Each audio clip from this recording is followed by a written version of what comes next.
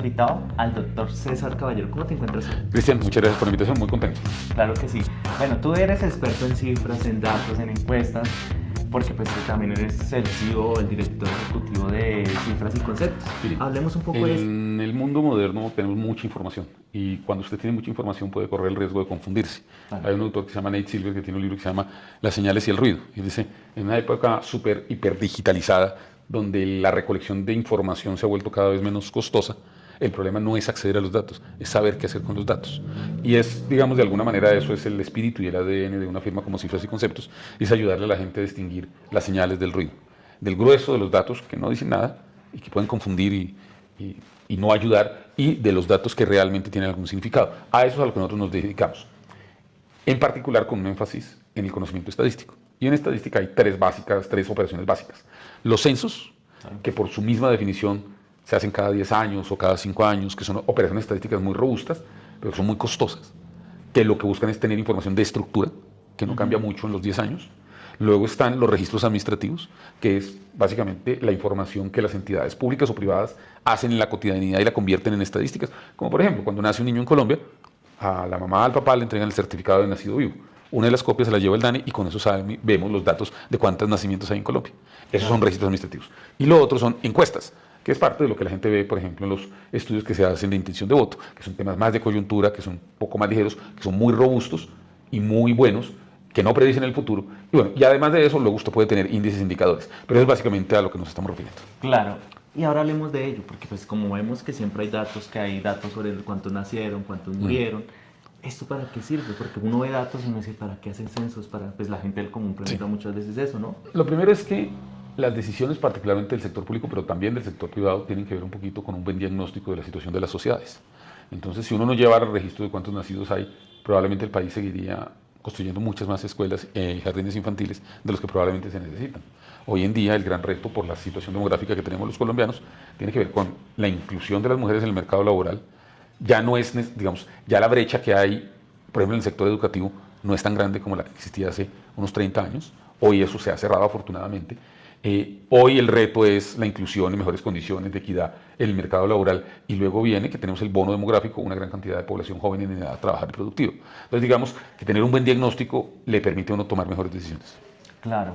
Y hablemos ahora un poco de las encuestas, que tanto que dicen. De hecho, Álvaro Gómez Hurtado tenía un dicho que decía que las encuestas eran como la salchicha, la morcilla, etc. Como las morcillas, decía. La morcilla, exacto. Queda rico comérselas, pero no era tan agradable ver cómo se hacían. Mire, las encuestas son un producto de la estadística que básicamente lo que hace es recolectar información a un bajo costo, básicamente para tratar de identificar tendencias de la sociedad. Yo quiero insistir, las encuestas no predicen el futuro. Para hacer una encuesta, y te lo podemos facilitar, nosotros hemos explicado que son 5 fases con 22 pasos. No es hacer un formulario, ponerlo en Twitter y que la gente conteste, eso es un sondeo. Las encuestas, particularmente el método probabilístico, tienen 5 etapas y 22 pasos. O sea, es muy complejo el tema. Es bastante más complejo. Bueno, y cuando se habla de encuesta, tú dices que hay 5 pasos. ¿En qué consisten? Podemos como... Lo primero es la planeación. Digamos, usted tiene que definir, bueno, qué es lo que quiero estudiar, cuál es el universo y cuáles son las preguntas. Cuánto tiempo, cuántos recursos tengo y cuánto tiempo tengo para hacerlo. Eso es la planeación. Luego está la recolección de la información. Y la recolección de la información pasa por el diseño. Bueno, en la planeación también está el diseño de los instrumentos. La recolección de la información tiene que ver con el diseño del muestreo, pero también hacer una prueba piloto para ver si el funcionario funciona o no. Y luego ir a campo, puede ser presencialmente, telefónicamente, digitalmente, para recoger la información. La tercera etapa tiene que ver con el procesamiento. Entonces usted trae los datos, los mira, los depura, los limpia. A veces la gente, digamos, los datos no salen perfectos, hay que hacerles un procesamiento. Luego está la construcción de los informes, que usted analiza los datos internamente, y finalmente está la construcción del mensaje y de los relatos. En ninguna encuesta, una encuesta de 20 preguntas a 1000 personas, pues puede tener cerca de 600 diapositivas. Nadie ve esas 600 diapositivas. Entonces, parte del trabajo interno nuestro es seleccionar cuáles son los temas en los cuales llama más la atención y que tengan mensajes relevantes. Claro, es que es más abstruso de lo que se cree, porque pues uno piensa que eso es solo preguntar y ya, y con eso analizar y sumar y ya. Esto es una suma de cosas y está detrás de eso la ciencia de la estadística y el muestreo probabilístico. Claro, ahora hablemos un poco de esto que se ha debatido mucho, que es el tema de la ley Mordaza, el tema de que no se puede encuestar o publicar encuestas en un tiempo determinado. Hablemos un poco de este tema. Sí. Yo bauticé la ley Mordaza. Sí. Porque desde el 2009 yo he venido insistiendo que Colombia necesita una mejor regulación sobre las encuestas. En 2009 Carlos Lemoine dirigió un documento, una serie de discusiones, presentamos un documento que es público. En 2014 me correspondió a mí liderarlo, en 2018 también y en 2022. Entonces digamos que esto no es una posición nueva que he tenido, yo creo que hay que tener una mejor ley que la que teníamos. Pero el año pasado, 3 senadoras, Angélica Lozano, Clara López y Paloma Valencia, lideraron una ley que pasó muy rápido, sin discusión con casi. Debates. Y hubo 80, en la última sesión de la plenaria había 82 senadores presentes y los 82 dijeron que sí. O sea, si hubo una gran unidad nacional era ver cómo hacían una ley que yo creo que si bien puede tener buenas intenciones, quedó mal hecha. Y quedó mal hecha porque no fue consultada adecuadamente y porque tiene una serie de provisiones que realmente no responden a la realidad ni de la estadística mundial ni de la sociedad colombiana. Entonces, ¿eso qué ha hecho? Que hay menos encuestas. Hace 4 años, a esta altura teníamos 50 encuestas publicadas, hoy tenemos 25. Eso no es una opinión, eso es un hecho. Hoy en día, la ley creó una comisión de estadísticos y ellos están diciendo hay que cambiar la ley. El Consejo Nacional Electoral está diciendo hay que cambiar la ley. La misma, una de las ponentes, Paloma Valencia, reconoció hay que cambiar la ley. El Procurador General ha dicho hay que cambiar la ley. Nosotros los encuestadores hemos dicho hay que cambiar la ley. Incluso ya en la Corte Constitucional nosotros lideramos una demanda y se presentaron 21, hay 12 que están ya admitidas y finalmente hay 2 ponencias. Una ponencia dice la ley se cae toda. Y la otra ponencia es, no se cae toda, pero se caen 7 de 11 artículos. Eso ya te da una idea de que hay un consenso alrededor de que la ley quedó mal hecha y que la ley no está teniendo los efectos que se quería. Y yo creo que eso básicamente restringe, a mí me gusta decir que las encuestas de opinión son la voz del ciudadano que llega al oído de los poderosos. Y aquí el problema es que hay muchas menos encuestas. Claro. Y también eso afecta a los partidos de la democracia, ¿no? Porque uno tiene menos datos de análisis. Ojalá fuera los partidos solamente, no, porque los partidos tienen plata y contratan encuestas privadas. A mí me está yendo bien. Al que le va mal es a los ciudadanos que hoy tienen menos información, a los candidatos que no tienen recursos. Yo les he dicho a las senadoras que lideraron esto, es que crearon una plutocracia. Es que ¿quién tiene hoy recursos? Pues dése cuenta quiénes tienen recursos para contratar encuestas. Pues la gente que tiene más plata. Los demás ciudadanos que antes tenían acceso a información pública mayor, hoy es menor. Claro, sí, más que todos los partidos, es que exactamente los candidatos quedó como independientes. Entonces aquí armamos una plutocracia. Tiene buena información el que tiene con qué pagar. Y yo creo que eso es indebido. Ajá, va anti la democracia, valores antidemocráticos. Bueno, hablemos un poco ahora, pasó el 31 de mayo, que todos los estábamos esperando, que había cifras, que más o menos estábamos de acuerdo de que pasaba Iván Cepeda y pasaba Abelardo, pero se debatía entre Paloma. ¿Tú cómo viste esa selección? No, lo primero es que diagnosticar el pasado es más fácil. Sí, claro. Entonces yo quiero insistirle, hasta el jueves, antes de la elección, el candidato del Pacto Histórico insistía que iban a ganar en primera vuelta. El candidato Abelardo de la Espriella insistía que él iba a ganar en primera vuelta. O sea, no era tan claro que iba a haber segunda vuelta. Lo primero que dijeron las encuestas es va a haber segunda vuelta. El consenso de las... Ellos aceptaron. A ver, yo no creo que las encuestas sean para predecir el futuro, pero son para iluminar escenarios de incertidumbre. Entonces, lo primero es que dijeron, venga, va a haber segunda vuelta. Y va a haber segunda vuelta. Segundo, dijeron, los 2 candidatos que tienen más probabilidad de estar en segunda vuelta son Iván Cepeda y Abelardo de la Espriella. Y están. Tercero, Paloma Valencia va a ser la tercera. Luego, Fajardo el cuarto y Claudia el quinto. Y todos los demás van a estar por debajo. Todo eso lo dijeron las encuestas, además de que se notaba una enorme politización, es decir, que iba a haber un volumen de ciudadanos llegando a las urnas. Hubo 24 millones de votos. Entonces, estas 7 cosas, creo que razonablemente las 4 encuestadoras que han hecho encuestas públicas en este periodo, más o menos lo hicieron bien. Eso no quiere decir, porque yo no creo que uno pueda predecir el futuro, que una de las firmas está diciendo, mire, yo fui la que más acerté. Puso a Abelardo en 36 y sacó 43. 9 puntos de diferencia no son estadísticamente insignificantes. Yo no diría, yo soy capaz de predecir el futuro. Yo lo que diría es, venga, tengamos un poquito de humildad y digamos, había un escenario de incertidumbre, los mensajes centrales se cumplieron, ya digamos, esa idea general de que soy capaz de predecir el futuro me parece que no es tan adecuada. Pero yo creo que las encuestas en ese sentido lo hicieron bien.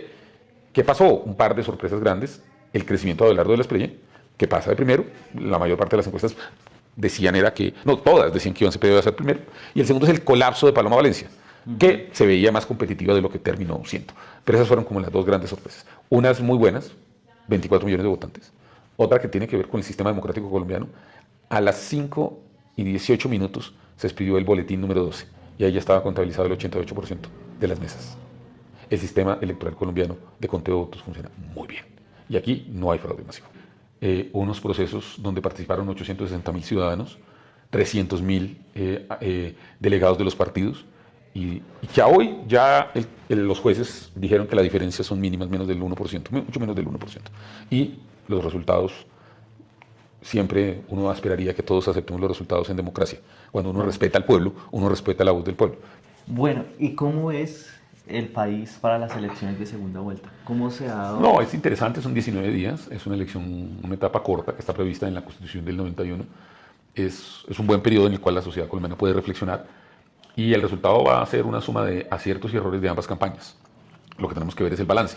Si bien Abelardo de la Espriella tiene una ventaja de 700.000 votos, es claro que hubo 3.600.000 colombianos que salieron a votar, que salimos a votar y no escogieron uno de los dos que van a estar en la segunda vuelta. Entonces uno diría esos 3.500.000, realmente 3.500.000 con votos en blanco están ahí. Y adicionalmente, entre primera y segunda vuelta crece la votación. Entonces puede haber otro millón o otro millón y medio. Entonces todavía está indefinido, de alguna manera. Abelardo de la Espriella tiene una ventaja de 700.000 votos, pero nada asegura que va a ser el presidente. Para eso son estos 19 días de campaña. Claro. De la pregunta, si usted me va a preguntar quién va a ganar, mi respuesta es no sé. ¿Y ya han empezado a hacer encuestas o esto todavía no? Nosotros no hemos trabajado para ninguna campaña en este periodo, sino para particulares. Entonces no hemos trabajado para ninguna campaña. Hoy Cifras y Conceptos no tiene programado hacer ninguna encuesta de intención de voto en este tema. Nosotros no las publicamos, las mantenemos privadas, pero yo supongo que las 4 firmas que han venido haciendo, que son Guarumo, Invamer, Centro Nacional de Consultoría y Atlas Intel, van a publicar una y probablemente 2 encuestas.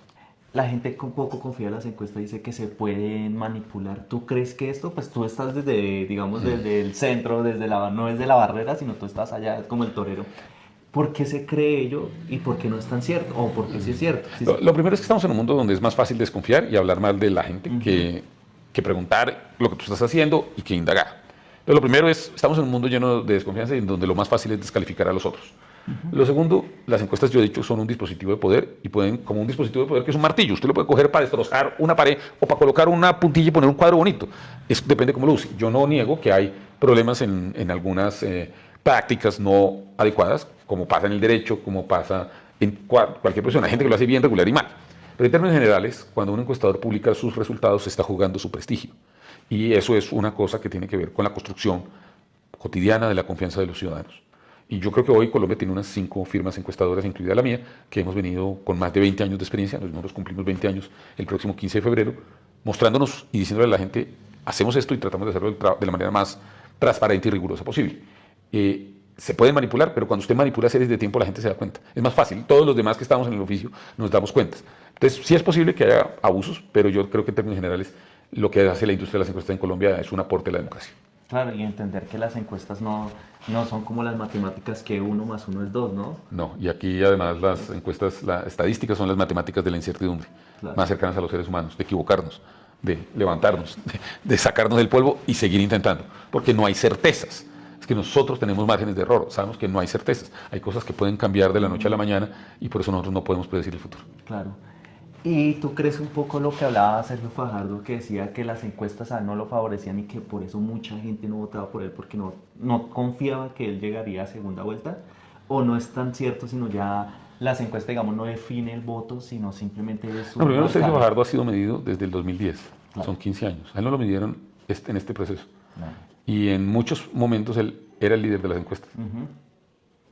Entonces, pues yo invitaría al doctor Sergio Fajardo a hacer una evaluación de largo plazo de lo que ha pasado con sus propios proyectos políticos y lo que ha pasado en 15, 16 años en los cuales él ha sido medido como figura nacional y tratar de hacer también un poquito de autocrítica. ¿Qué fue lo que...? Porque llegó lo más alto cuando casi quedó en la segunda vuelta con Gustavo Petro en el 2018. Ahí quedó. Hacer autocrítica también vale la pena. Para los políticos es siempre más fácil echarle la culpa a las encuestas y no reconocer sus propios errores. Claro. Bueno, y como última pregunta, que es interesante este tema que hemos hablado de las encuestas, digamos si alguien te quiere contratar o demás, ¿cómo te contacta? A nosotros, Cifras y Conceptos tiene la página web, por mis redes sociales o pueden llamar a la oficina. Yo contesto todas las llamadas, le contesto a la DIAN, le contesto a los bancos.